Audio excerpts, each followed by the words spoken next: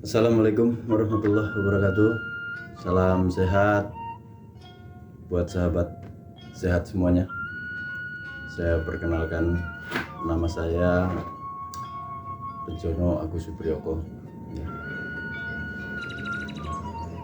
Sahabat-sahabat saya sering panggil saya Mas Agus atau juga panggilnya Pak D Agus gitu ya.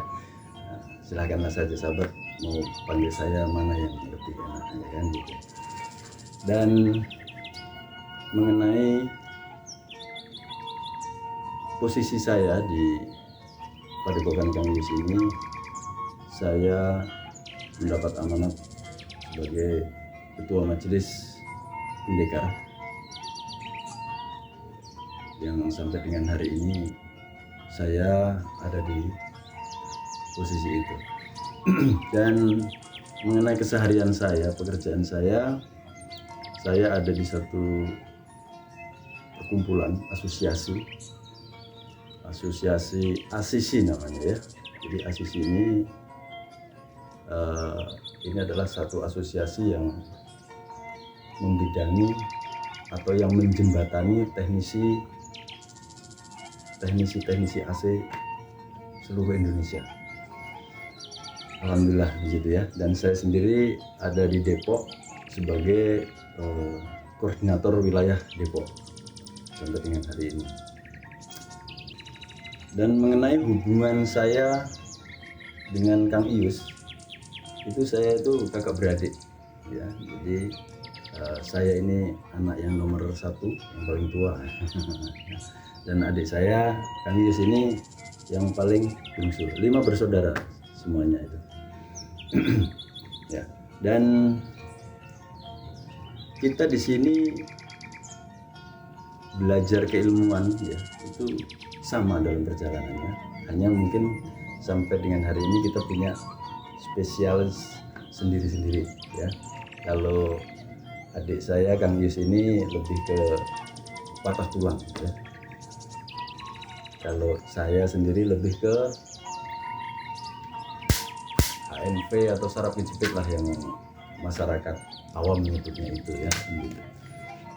Dan pada proses belajarnya kita bareng ya, tapi kalau sampai dengan hari ini kita menjadi terpisah ya, itu karena proses ya.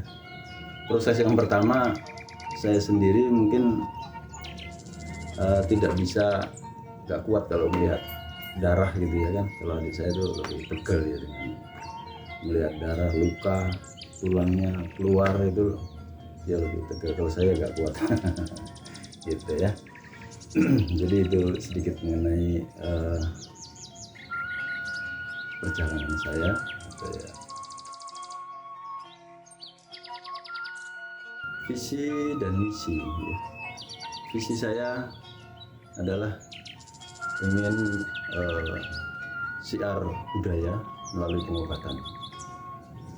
Jadi saya terinspirasi mengenai visi ini adalah karena budaya kita, budaya bangsa Indonesia khususnya mengenai pencak silat ya, ini saya ingin semua bangsa kita ini menggandrungi pencak silat ya, sehingga silat ini nanti terus akan berkembang. Jangan sampai nanti masuk budaya-budaya dari luar dan orang bangsa kita mencintai budaya luar, maka budaya kita ini lama-kelamaan pun akan tertinggal. Itu yang menjadi inspirasi saya, menjadi visi saya. Dan mengenai misi ya, misi saya adalah ingin memberikan edukasi ya mengenai terapi bambu ya. Jadi terapi bambu ini ya yang ada di Padepokan Kang Yus ini adalah terapi bambu untuk mengatasi, khususnya adalah pengerasan otot ya, yang seringkali ini umumnya adalah dirasakan oleh orang-orang yang sudah berusia lanjut ya, sehingga disinilah yang menginspirasi saya. Banyak orang-orang yang sudah usia lanjut tadi mengalami keluhan sakit ya, karena akibat dari pengerasan otot, aktivitas yang berlebihan, ataupun faktor-faktor makanan yang dikonsumsinya.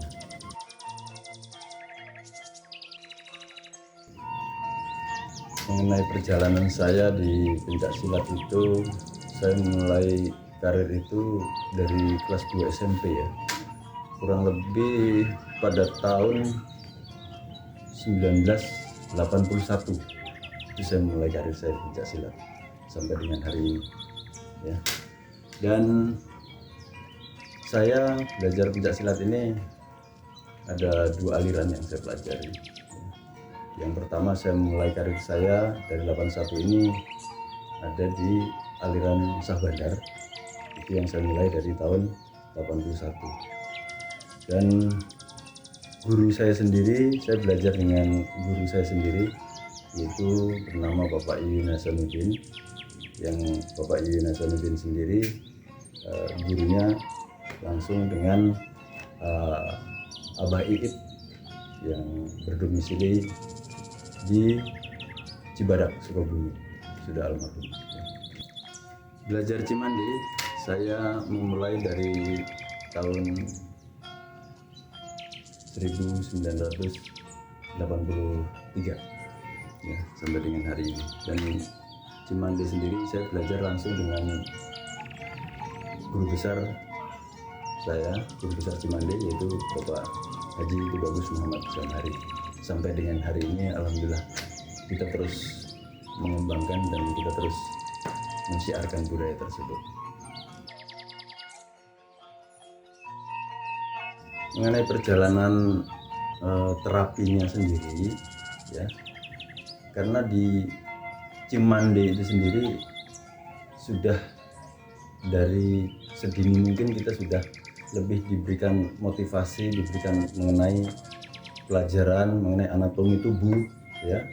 Terutama Cimande sendiri kan, kalau kita di awal itu kita lebih diperkenalkan bagaimana anatomi tubuh kita, mengenai otot ya, sehingga semua yang belajar itu pasti bisa pengobatan mengenai terkilir ya, atau sering orang menyebutnya sleo.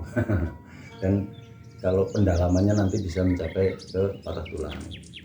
Dan saya bisa ketemu dengan bambu ini, saya punya cerita yang unik sebenarnya ya, yang mudah-mudahan ini bisa menginspirasi sahabat-sahabat sehat semua. Di awalnya saya tidak pernah berpikir mengenai bambu, Pada waktu itu saya terinspirasi dari bambu ini. Di rumah saya itu banyak tikus. Jadi di sini saya terinspirasi dari hewan tikus dan jangkrik. Ya, saya dapat informasi dari kawan saya waktu itu, kalau mau ngusir tikus itu pakai jangkrik, karena tikus itu takut dengan suara jangkrik, maka tikus itu tidak akan mendekat. Sehingga apa? Waktu itu di padepokan kita waktu masih baru dibangun itu banyak bambu. Karena banyak bambu, saya ambil. Saya mau buat kandang jangkrik, ya. Saya membuat kandang jangkrik, ya, untuk taruh di gudang saya. Kalau ada jangkriknya nanti kan tikusnya pada lari. Waktu itu setelah bambu itu saya belah-belah seperti ini, untuk kalau kandang jangkrik, kalau kampung saya itu kan bentuknya kotak gitu ya, dia ada ventilasinya. Waktu itu sebelum jadi kandang jangkrik itu saya ikat kayak karet seperti ini ya. Dan waktu itu badan saya itu pegel. Setelah pegel, saya lakukan begini. 3 menit lah kurang lebih. Itu kok mata saya kok langsung terang gitu ya. Dan saya menjadi rileks. Akhirnya saya langsung, kawan saya di dekat saya bilang, sini sebentar. Nih coba. Pak, saya pukul bambu pakai di belakangnya itu. Sakit, tapi enak ya. Nah, disitulah sempat terhenti, dan akhirnya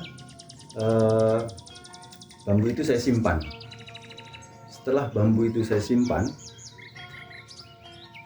3 hari kemudian tidak ada hujan, tidak ada angin. Saya pun sendiri juga tidak kerja ngangkat berat, tapi saya tidak tahu. Tiba-tiba setelah 3 hari saya membuat bambu tadi, saya bangun tidur pagi-pagi itu, badan saya tidak bisa digerakkan. Artinya apa? Tidak bisa digerakkan ini, saya waktu itu sudah terpikir, waduh, saya kena stroke ini. Kalau saya kena stroke ini, aduh, saya udah hampir putus asa rasanya ya, karena saya mau menggerakkan kaki saya aja rasanya sudah sampai udah ke ubun-ubun rasanya, sehingga sampai istri saya bangunin saya, udah bangun, sholat subuh. Iya saya bilang ya. Kalau saya kasih tahu saya dengan kondisi seperti itu, istri saya panik, sehingga saya tetap tenang. Dan pada akhirnya, singkatnya cerita, pagi-pagi itu saya panggil teman-teman saya, ada teman saya kan dekat dengan saya ya, sehingga saya panggil. Waktu itu saya suruh ambil bambu yang kemarin saya buat untuk kandang jangkrik tadi. Saya panggil dia, saya suruh masuk ke kamar saya, dan saya bilang, lakukan, coba pukul-pukulkan di badan saya, pukul-pukulkan sampai, saya bilang jangan stop kalau belum berhenti. Dan pada akhirnya apa, posisi tidur saya tadi dengan terapi dipukul-pukul dengan bambu tadi itu sampai saya bisa duduk sendiri, dan saya merasa sakit tapi akhirnya saya bisa duduk, dan saya merasakan apa yang saya rasakan tadi betul-betul sampai tidak ada lagi. Saya renungin bambu itu, dari awal itu saya merenungi bambu itu, ada apa dengan bambu ini, kenapa bisa seperti ini. Dan saya menyimpulkan bahwa ada rahasia Allah dalam bambu ini ya. Disitulah singkat cerita mengenai bambu, sehingga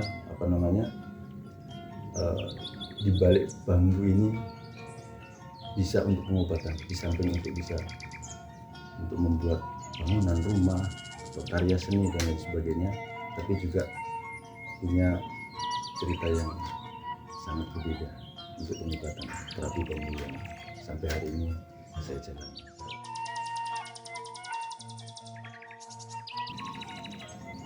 Harapan saya dengan budaya bangsa kita ini, khususnya pencak silat, mudah-mudahan sahabat sehat semua bisa ikut andil dalam mensiarkan, melestarikan budaya kita, bangsa kita, khususnya pencak silat. Jangan sampai nanti budaya kita diambil bangsa lain, kita sendiri nanti yang kecewa gitu ya. Mengenai terapi pengobatan bambu saya ini ya, artinya bisa dilakukan, jadi istilahnya banyak orang mengistilahkan serap jepit ya, tapi kalau saya lebih mengistilahkan pengerasan otot, kekakuan otot ya, sehingga inilah solusinya. Salah satu solusi yang bisa sahabat sehat semua lakukan, yaitu dengan melakukan relaksasi bambu ya. Insyaallah apabila dilakukan dengan istiqomah ya, dengan waktu yang sudah ditentukan 1/4 jam sampai 30 menit, insyaallah badan kita akan rileks dan bisa sehat dan bugar kembali. Ya, demikian tadi perjalanan saya di Padepokan Kang Ius. Mudah-mudahan bisa menginspirasi dan mengedukasi buat sahabat sehat semua. Dan jangan lupa ya, subscribe dan tekan tombol lonceng dan ikuti perjalanan saya selanjutnya. Assalamualaikum warahmatullahi wabarakatuh.